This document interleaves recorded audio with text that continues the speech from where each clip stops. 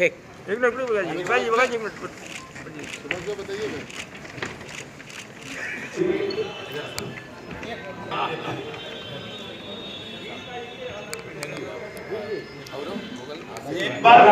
स्वागत और अभिनंदन करें आदरणीय। जोरदार तालियां भी होनी चाहिए मित्रों, तालियां कब बजेंगी।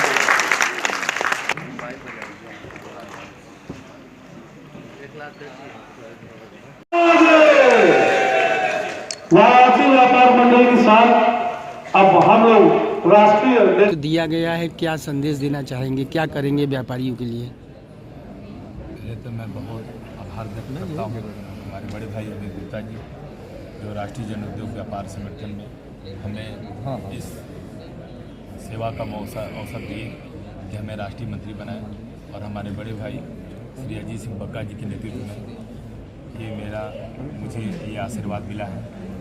और मैं यही आप लोग से कहूँगा कि मैं अपने ये राष्ट्रीय जो संगठन हमारे जो एक परिवार है, उसमें हम मिल के व्यापारियों के लिए जो भी तकलीफ परेशानी होगी उसमें उसके लिए मैं हमेशा तत्पर हूँ, खड़ा रहूँगा। और जहाँ भी उनको दिक्कत होगी 24 घंटा मेरा मोबाइल चालू है, मैं उनके लिए खड़ा हूँ, चाहे बनारस हो, चाहे प्रदेश हो, और चाहे हमारा राष्ट्रीय कहीं भी जगह हो, चाहे झांसी में भी अभी हमारी कुछ बातें चल रही हैं, हम हर जगह खड़े हैं। और व्यापारियों को कहीं भी दिक्कत होगा मेरा पूरा संगठन खड़ा है। अमित गुप्ता, राष्ट्रीय अध्यक्ष, राष्ट्रीय जन उद्योग व्यापार संगठन।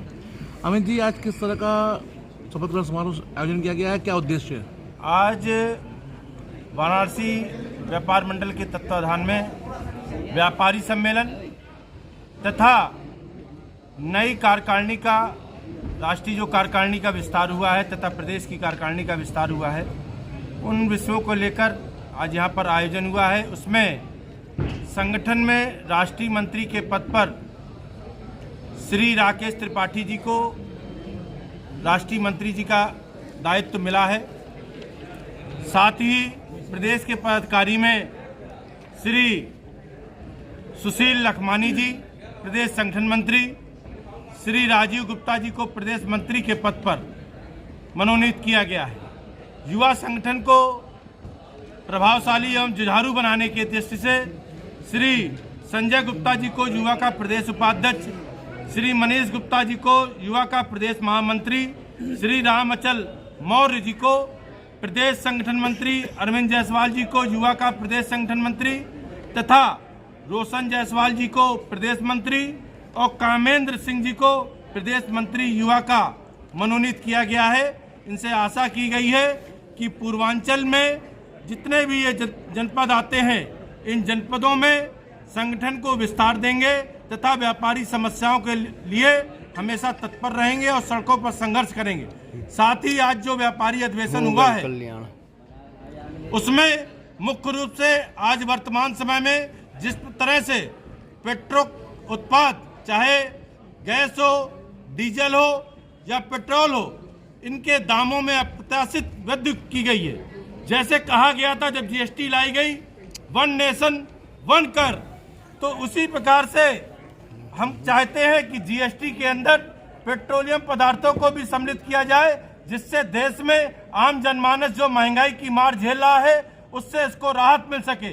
साथ ही जो अभी किसान बिल है, किसान बिल में 3 अमेंडमेंट किए गए हैं। किसान बिल जो 3/7 हो, और चाहे जो तीनों बिल हैं, इसमें सबसे बड़ी चीज है कुछ देश के धनाढ्य पूंजीपतियों को कहीं ना कहीं उनको लाभ पहुंचाने की दृष्टि से इस किसान बिल को बनाया गया है। इसमें सरकार को एक बार सहानुभूतिपूर्वक विचार कर किसानों के साथ इस किसान बिल को वापस लेना चाहिए। राष्ट्रीय जन उद्योग व्यापार संगठन इस विषय पर, किसानों के विषय पर पूर्णतः उनके साथ है।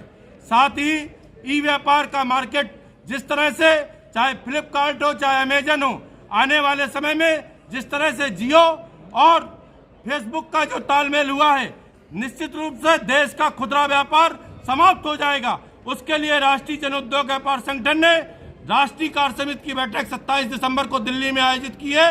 उसमें बेहद रूपरेखा पूरे देश स्तर पर बनाकर एक रणनीति के तहत कि जो खुदरा व्यापार को बचाने का काम करेगा उसके साथ व्यापारी जाने का काम करेगा, इस पर काम करने का काम करेगा। धन्यवाद। ठीक।